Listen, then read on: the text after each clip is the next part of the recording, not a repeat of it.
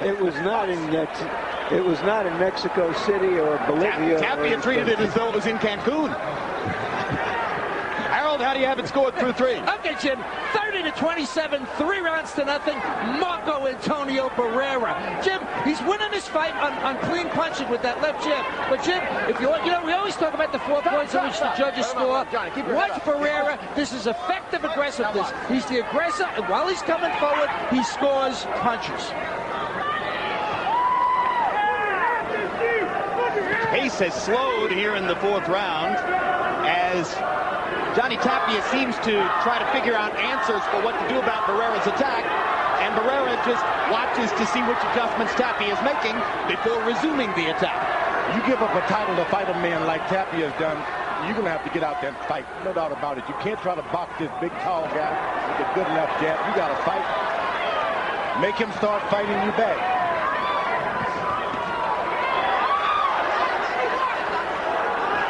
Among all the questionable things governing bodies have done in recent years, stripping Johnny Tapia for fighting a fighter the quality of Marco Antonio Barrera has to be one of the most questionable.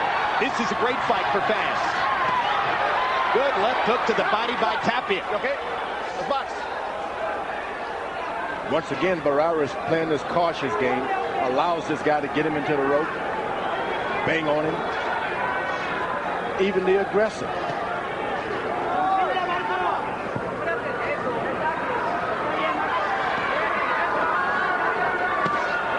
Now that was a good excellent jab to the body by Barrera.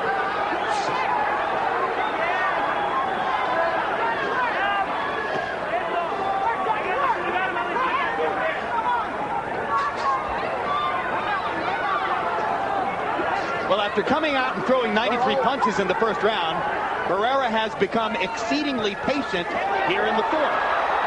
And he bangs Tapia back with the right hand to the body. Barrera simply just waiting for Tapia to come to him as if to say, hey, I'm winning all the rounds. You better come at me sooner or later. And then reacting when Tapia gets close.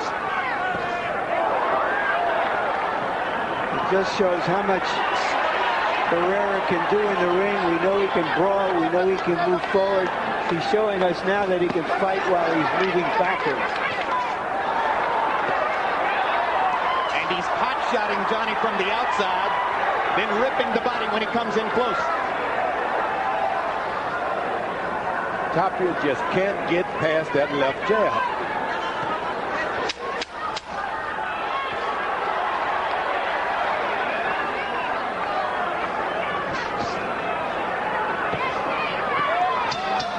Marco Antonio's Barrera's left jab continues to be the story of the fight. If you want to know what it's like to have somebody hit you with a pole from outside over and over again, here is a medley of these hard jabs that Barrera is landing on Tapia. They're great. Turning a buzzsaw into a penknife. Just like I told you, all your straight punches are going there. They're getting in there, all your straight punches. But keep jabbing him. More jabs. Right? Okay, let's go. Now let's use your head and box. Okay. Now you need good head movement though. You can't slip that jab. Now when you slip that jab, he brings it back low, goes the right hand over the top. Okay? You slip that jab, right? CompuBox numbers through 4 of a scheduled 12. Barrera 96 out of 264, 36%. Johnny Tapia 31 out of 165. In other words, Marco Antonio Barrera, according to CompuBox, has landed 3 times as many punches as Johnny Tapia in the fight. And of course, the big part of that margin coming from that repeated jab that we showed you in the replays. Now there's a right hand by Barrera, which is another weapon he's improved in recent years.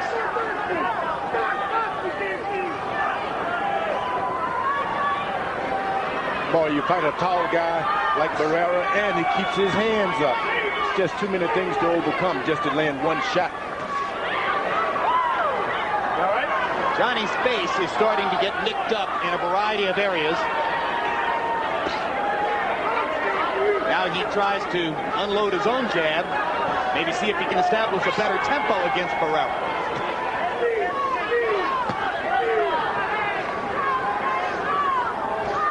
Tapia's going to need to speed the fight up somehow. He's not going to get anything done one punch at a time against Barrera. He's got to turn this into a brawl and then make the other guy start fighting so he can box a little bit. Jump on him. You can't be accurate, just jump on him. That's what Tapia has to do now.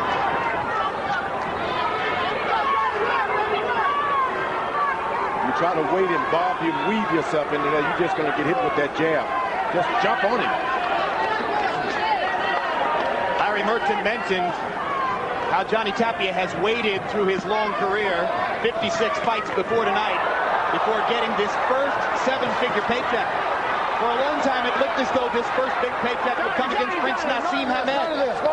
It is typical of Johnny Tapia that legal problems, both related to boxing and unrelated, help to bring the negotiations for that fight to a close and knock it off the drawing board.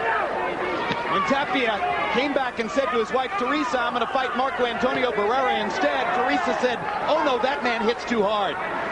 But then she agreed it was a good idea. She might have been right both ways. Whatever, she's done a magnificent job of holding his life together outside the ring and managing him for his fights inside the ring.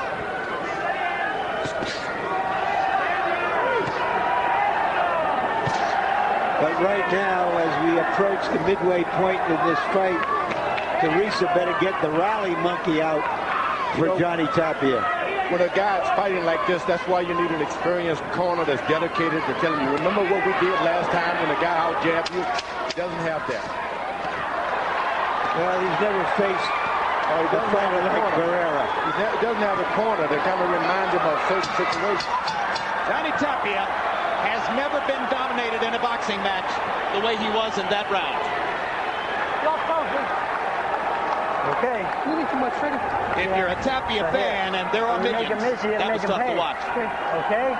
All right. You down, Freddie. Done. You make a miss, you gotta come in combinations, okay? You have to win the exchanges for me, okay? Squeeze arms. All right. Now head movement is very important. Okay? You need more head movement, okay? Now here. Put that hard jab to the body and then back up for me, okay? You know we don't like the body. Hit him hard to that body, okay, son? Fighting inside, please. That job was beautiful. Keep going. You're working beautiful. You good. He doesn't want to slug it out there with you. You're controlling him. Absolutely. The jab and the combination. They're working together.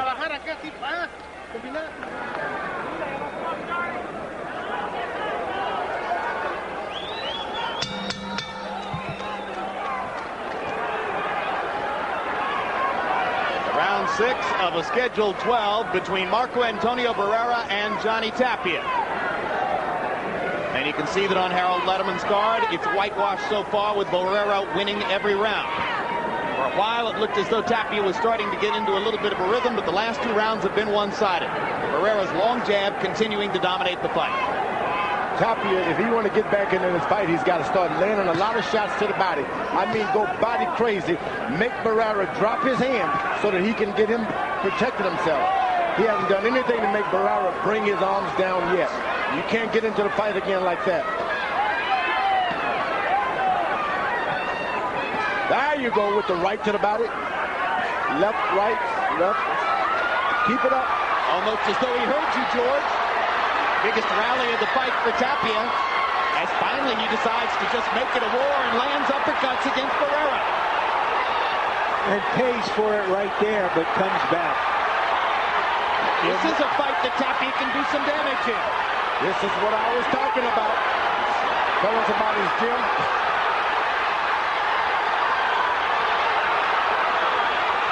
Una vida loca, un gran corazón, the heart of Johnny Tapia. Showing up once again. He's his own rally monkey.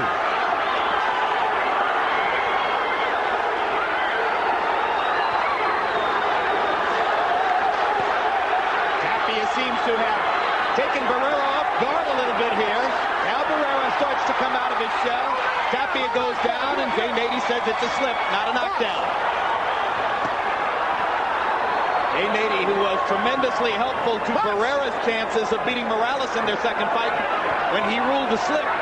on Barrera's trip to the canvas that some observers thought should have been called a knockdown. Had that been the case, the change in the scoring would have been enough to give Morales the fight. Blood from Tapia's nose. Now you see Barrera try to protect his body some, and that's when you can go on top with your Tapia. Make him protect his body.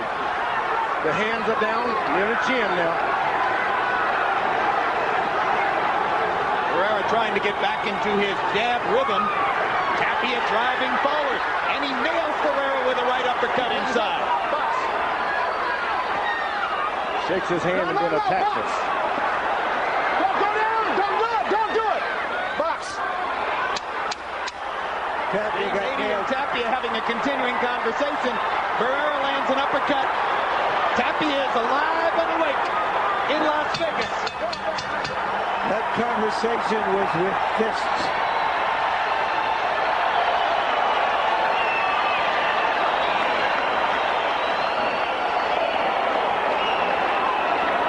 Fuck this guy, finish. Okay. Now here. Fuck him. Listen to me. Combinations, good. That's the way. Good combinations, okay? And now here. Boxing. You gotta move the head. Okay? Don't lay in front of this guy. Good, I feel good. Go. Here, take a drink. I tell you about the ropes. Get off the ropes. In the center of the ring. That's where you have to fight him. Keep off the ropes.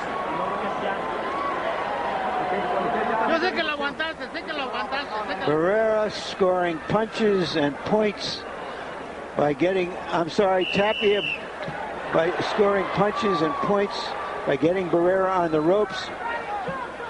That's where he slipped on a shoulder of Barrera. Tapia had success trying to bull Barrera on the ropes. Will he continue that?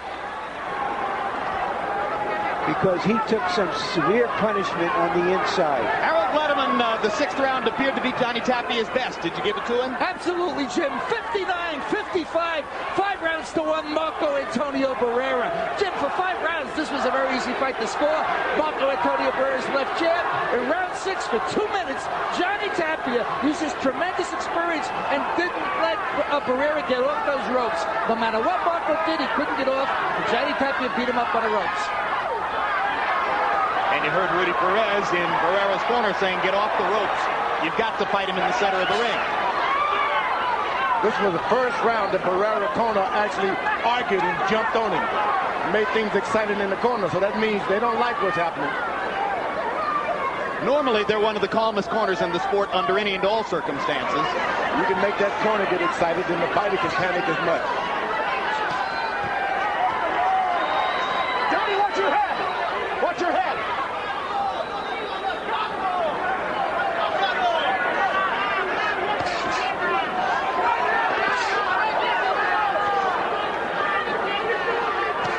Johnny Tapia got himself and the crowd into the fight in the last round. Now the pace tends to slow just a little bit again. Now Tapia is trying to coast. He expended a lot of his energy that last round. Don't let him coast if you're Barrera. Attack the man. How remarkable is Tapia, who was at his best as a bantamweight at 35, fighting the best featherweight in the world, showing quickness, showing his resilience, showing his old combativeness.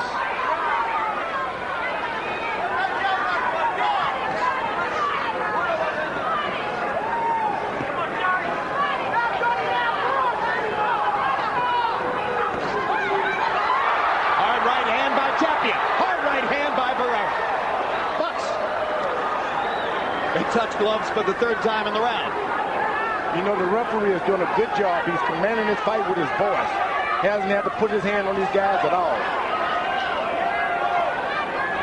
What we've seen in Las Vegas recently has been so magnificent in some instances. 10.5 rounds of Oscar De La Hoya versus Fernando Vargas didn't have a single clinch in it.